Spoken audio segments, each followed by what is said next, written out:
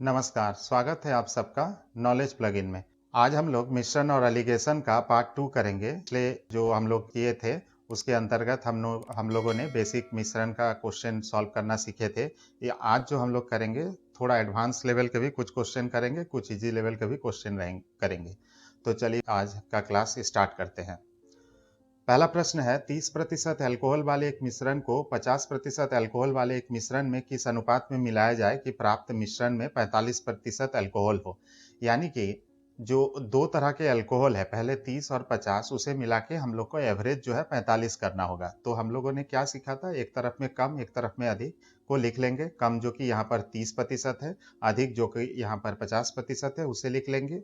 और जो मिश्रण हमें प्राप्त करना है उसे हम औसत के रूप में 45 बीच में लिख लेंगे और फिर हम लोग एक एरो इस तरह का मार्क दे देंगे और जो है इसको एक एक करके सॉल्व करेंगे। पहले हम लोग जो है 50 में से 45 को माइनस करते हैं और 5 हम यहाँ लिखते हैं। दूसरा में हम 45 में से 30 माइनस करते हैं जो कि 15 होता है, तो हम इसे लिखते हैं। और इसे अब जब हम काटते हैं तो कितना हो जाएगा, 5 तिया 15, यानी 1:3 हुआ। यानी कि पहला जो अल्कोहल जो 30% है उसका अगर एक भाग हम मिलाते हैं तो 50% अल्कोहल जो बाद में है उसका हमें 3 हिस्सा मिलाना होगा इस 45% अल्कोहल को प्राप्त करने के लिए। ठीक है, चलिए फिर अगले सवाल की तरफ। अगला सवाल है, एक दुकानदार रुपए 100 प्रति किलो शुद्ध घी को रुपए 50 प्रति किलो वाले वनस्पति घी के साथ मिलाने के बाद 96 रुपए प्रति किलो की दर से मिश्रण बेचता है, जिससे 20% का लाभ कमाता है। किस अनुपात में वह दो मिश्रण को करता है। तो इस तरह के क्वेश्चन जब भी आए, 20% लाभ या हानि, इस तरह का जो भी क्वेश्चन हो, इसे आपको एक टाइप में सॉल्व करना है। देखिए इसमें क्या है, आपको 100 रुपए का शुद्ध घी एक प्रकार का मिश्रण है, दूसरा जो है 50 रुपए का वनस्पति घी है। ये दो मिश्रण है आपके पास। तीसरा आपके पास ये भी है कि 96 रुपए प्रति किलो दर से बेच के उसको 20% का लाभ हुआ। तो इसका कहने का मतलब ये हुआ कि हमारे पास तीसरा एक डाटा मिसिंग है। कौन सा डाटा उसमें मिसिंग है, देखिए 96 रुपए प्रति किलो की दर से उसने अगर वो बेचा है तो फिर उसको 20% लाभ हुआ। यानी जो उसका इंटरनल इन्वेस्टमेंट है, मतलब आंतरिक जो पैसा मतलब लगाया है, वो कितना है वो हमें पहले पता करना होगा। यानी यहाँ पर हम लोग को पहले क्रय मूल्य उसका पता कर लेना होगा। तो क्वेश्चन में क्या क्या दिया है, विक्रय मूल्य जो कि 96 रुपए दिया है और उस पर 20% लाभ दिया है। तो क्रय मूल्य निकालने के लिए हम लोग क्या करते हैं, 20% लाभ का मतलब होता है कि 100 रुपए का सामान है, 20 रुपए लाभ हुआ तो 120 रुपए में बेचेगा। तो हम लोग विपरीत का नियम अगर हम लगाते हैं तो क्या होता है, विक्रय मूल्य 96 हम लोग ऊपर लिख लेंगे और विक्रय मूल्य जो आया 120 होगा 20% लाभ में, उसे हम लोग नीचे लिख लेंगे 120। और जो हमें निकालना है जो कि हमारा क्रय मूल्य है वो कितना होगा, 100 होगा। तो इसको डिटेल में अगर क्रय मूल्य विक्रय मूल्य का देखना होगा तो आप मेरे वीडियोस जो है लिंक डिस्क्रिप्शन में रहेगा, उसे जाकर आप देख ले तो आपको और क्लियर हो जाएगा ये सब मैथ सॉल्व करने में। तो इसे अब जब हम लोग सॉल्व करते हैं तो कितना हो जाएगा, ये 0 0 कैंसिल हुआ, 12 8 96 हुआ, तो 8 गुना 10 कितना हो जाएगा, 80। तो क्रय मूल्य हो गया 80। यानी अब हम चार्ट बना सकते हैं कि एक तरफ अधिक मूल्य एक तरफ कम मूल्य वाला जो दाम है उसको एडजस्ट कर लेते हैं। शुद्ध घी और वनस्पति घी जो कि 100 रुपए और 50 रुपए था, उसको मिक्सअप करके हम लोग जो इन्वेस्टमेंट दुकानदार ने किया वो 80 रुपए इन्वेस्ट किया।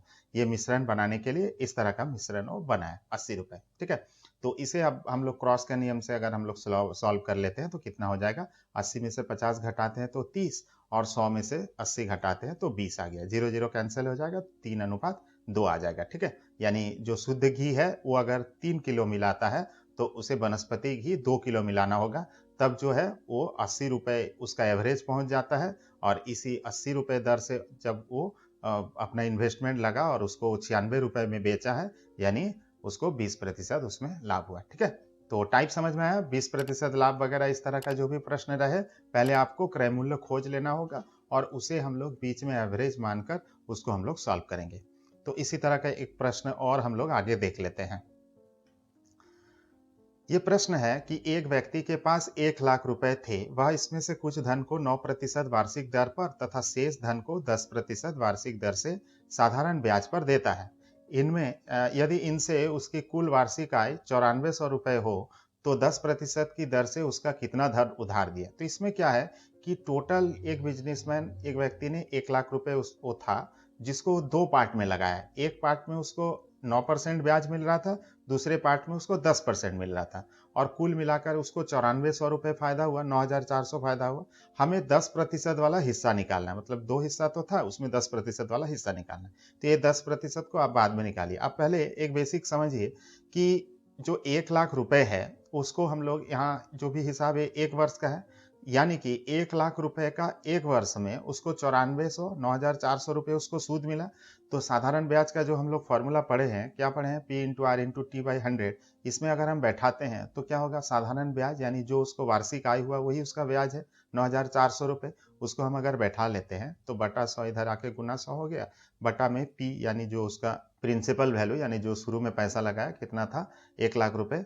उसको हम लोग ने यहाँ पर लिख लिया है 1 लाख रुपए और समय को हम लोग 1 मान लिए। इससे हमें रेट पता चल जाएगा। यानी कि जो ये 9% और 10% है, इसका जो औसत आपका रेट होगा वो हमें पता करना है पहले स्टेज में। जैसे पिछले मैथ में हम लोगों ने 20% लाभ के हिसाब से पहले निकाला था, तो इसी तरह से यहाँ पर हमें तीसरा जो एवरेज रेट है उसे हमको खोजना है। इसे हम लोग कैसे कर लेते हैं? ये 2 जीरो जो है, इसमें ये 2 जीरो से आप कट जाता है। इसी तरह यहाँ पर जो 2 जीरो है इससे कट जाता है, तो बचता कौन है? ऊपर केवल 94 और नीचे में आपका 10 बचा। 10 मतलब 1 जीरो है, तो 1 का पहले हम दशमलव लगा देंगे। तो अब हम कह सकते हैं R इक्वल टू 9.4 है। तो हमें अब 3 रेशियो मिल गया है। एक तरफ हो गया आपका कम वाला 9 और अधिक वाला आपका 10, और जो औसत रेशियो आया 9.4, इसे हम लोग क्रॉस करके सॉल्व कर लेंगे, हो जाएगा। ठीक है। अब पॉइंट में भी दिक्कत है तो आप एक एक जीरो उसमें बढ़ा सकते हैं। मान लीजिए ये 94 हो गया, ये 100 हो गया और ये आपका 90 हो गया। तो आप जब इसको माइनस करेंगे तो कैसे आएगा? इसमें 100 में से 94 अगर माइनस हुआ तो 6 आया, और 94 में से 90 अगर गया तो 4 आया। इसे हम लोग 2 से काट सकते हैं आपस में, 2 दूनी 4 और ये हो जाएगा आपका 2 तिया 6, यानी अनुपात कितना हो गया? 3:2। यानी जो 9% वाला, ये देखिए यहाँ जो ये वाला आंसर आया 9 वाला, ए वाला हुआ। यानी कुल रुपए का जिसमें आपको 9% माने ब्याज उसको मिल रहा था, उसमें वो 3 भाग अगर लगाया, तो जो अधिक है यानी 10% वाला वो 2 भाग लगाया, तो कुल भाग उसका कितना हो गया? 5। तो हम लोग जो है विपरीत का नियम अप्लाई कर सकते हैं कि उसको 10% वाला हिस्सा हमें यहाँ क्वेश्चन में बोला है 10% दर से कौन सा उधार लिया, तो ये वाला हिस्सा 10% वाला का हिस्सा कितना है? यहाँ पर 2 है। तो हम लोग अनुपात के नियम से कर लेते हैं, ऊपर में 2, कुल हमारा 3 + 2, ये जो प्लस करने पर आया था कितना आया था? 5। इसको हम लोग यहाँ लिख लेंगे 5। 10% वाला हिस्सा ये बाद वाला होता है 2, उसे हम कर लेंगे। अब इसे हम लोग सॉल्व कर लेते हैं, तो कितना हो गया ये? 5 दूनी 10, यानी यहाँ पर आपका ये 20,000 हो गया। तो 2 गुना 20,000 करते हैं तो 40,000 रुपए। यानी एक हिस्सा हो जो जिसमें उसको 10% ब्याज की दर से सूद मिल रहा था, वो वाला हिस्सा है आपका 40,000। ठीक है, आई बात समझ में? चलिए फिर अगले सवाल की तरफ। अगला सवाल है कि अल्कोहल तथा पानी के 5 लीटर घोल में अल्कोहल की सांद्रता 20% है। इसमें से 2 लीटर घोल निकालकर उसके स्थान पर 2 लीटर पानी डाल दिया जाता है। नए घोल में अल्कोहल की सांद्रता कितनी है? तो इसमें है क्या? असल में देखिए, अल्कोहल और पानी मिला हुआ 5 लीटर घोल शुरू में है, ठीक है, जिसमें 20% अल्कोहल की सांद्रता है, यानी कि 100 में से 20 भाग अल्कोहल है, और इसमें से 2 लीटर अल्कोहल पहले निकाल लिया गया और उसके बदले में 2 लीटर पानी डाला गया। तो यहाँ एक एक स्टेप करके हम लोग इसको समझते हैं कैसे है।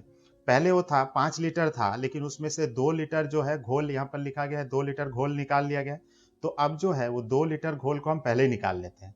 तो 5 में से 2 लीटर घोल चला गया, तो अभी 3 लीटर घोल ही बचा है। अब इस 3 लीटर घोल जो था, पूरा घोल में 20% अल्कोहल था, यानी 3 लीटर घोल में ही भी 20% अल्कोहल होगा। तब अब हमारे पास कितना अल्कोहल है? 3 लीटर का 20% जो होता है वही अल्कोहल है। तो उसे हम लोग अगर कैलकुलेट करते हैं तो 3 गुना 20% माने 20/100। इसको अगर हम काटते हैं तो 20/100, यानी ऊपर में आपका 3 हुआ और नीचे में आपका 5 हुआ, यानी 3/5 लीटर हो गया। ठीक है, तो अब 3 लीटर जो पूरा घोल था उसमें से 3/5 लीटर अल्कोहल निकल गया है।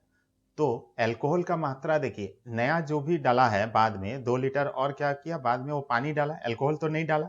यानी अल्कोहल का जो मात्रा है वो दोनों ही कंडीशन में सेम है। अभी जो बचा हुआ 3 लीटर है उसमें अगर पानी भी डाल लिया तो केवल पानी का मात्रा बढ़ा या घटा, लेकिन अल्कोहल का मात्रा तो सेम था। इसी को लेकर अब हम लोग मैथ करेंगे। अब हमें इसी का प्रतिशत निकालना है, कितना सांद्रता है।